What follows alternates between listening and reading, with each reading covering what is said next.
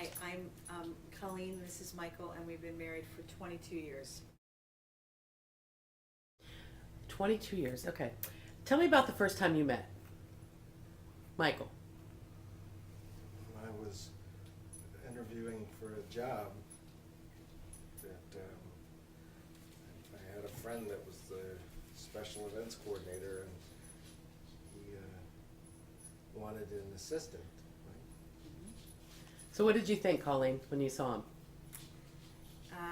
When I first met him, Yes. I thought this is one of the nicest guys I've ever met. What a nice guy. That's what I thought. He interviewed beautifully, because he interviewed with me. He forgot that. Oh, little you were point. the interviewer. Yes, She was- I hired him. Okay. So I was his boss. So can you remember the first moment that you knew you were in love? Oh yeah, he brought a guitar into my office. He was on my staff, and he was, I don't know, it was probably, I this found was out that now, you sang. I hired you in September, this was probably October. He came in one day with this guitar case, and I went, oh my gosh, I didn't know you played, and he said, I do, and what Kevin told you I sang? Yeah, I mean, or I knew that you sang. So he was gonna come in and wow me. And he did. He sat right on my couch. I had this huge office. And he sat right on my couch. He took it out, and I said, you play anything. Just play anything. I don't even remember what you played. I don't know if it was one of your It own was Dan pieces. Fogelberg. Oh, it had to be. It had to be. Did one of you fall in love first, or was it sort of mutual? We were very good friends. He was a non-traditional student. He was, at that Older. time, 21, 22. And I was 24, 23, 24, so that's the appeal. Okay. So I think that's, I think we were very good friends. We didn't have our first date until I initiated it.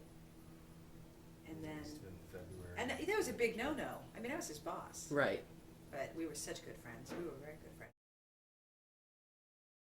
Michael, when did you know you wanted to spend your life with her?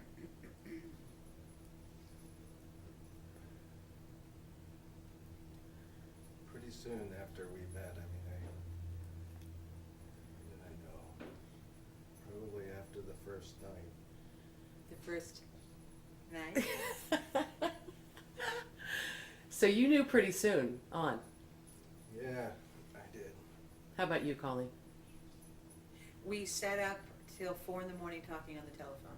He called me one night. It was middle of I the week. remember that. Mhm. And we must have talked, I'll bet you 6 hours, and that was the night. I thought, this guy is not getting away. No way. This is so perfect, I can't stand it.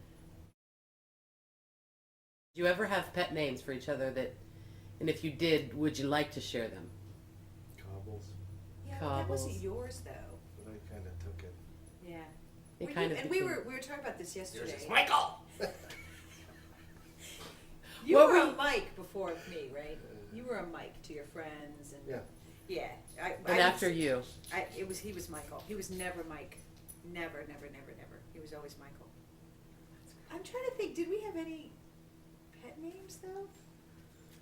No, I don't think Sweetie so. Pie. Yeah, Lovey Poo. We switch around. yeah. I have no idea. I don't think we did. I don't think we had any pet names. So what do you think keeps you together? Good times, bad, what keeps you together? Very good friendship, respect.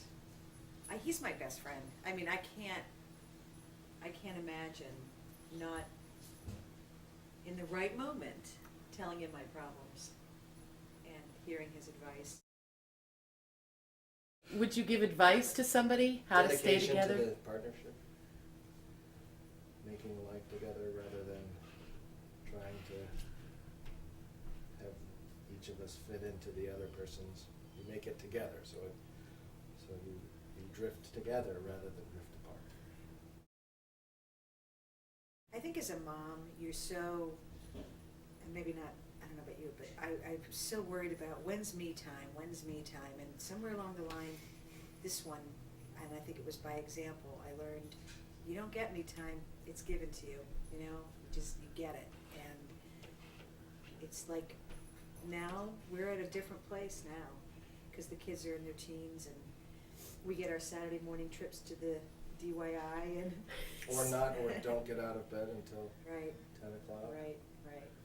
That never happened. I mean, it's just moving into the stages, I think, that makes it work. And just Right. waiting for them and patiently waiting for them and getting through the really crappy years when you're running so ragged you 7. can't stand it. 7, 8. 15. 7 and 15 are the worst. But So- in between there's a lot of good stuff. So commitment takes sticking through the hard times because you know better times are coming. Well, it is. It's about that. It's about figuring out that the hard times can be mutual. They don't have to be, but it's when they hit us at different times that make it really, really scary. Don't quit. Don't quit. Don't quit. Any humorous stories that you'd like to share? Just one that sticks in your mind about each other? I can tell you the first time I laughed so hard I thought I was, and I have since had so many occasions with him when I've laughed so hard, because I love it when he just rips out a good laugh. I love it. It was pretty soon before Joseph was born, and we were in bed, and he said to him, "What if I have to have a lobotomy?" And I was freaking out, and what I meant was an episiotomy. Remember that? There's so many of them. And I laughed so hard. I mean, hard. And that. Relationships change over time, and just because it's new doesn't mean it's better. My father said to me one time, which stuck with me, is he told me, you can go and shop for a new one, but eventually you're going to get in exactly the same place.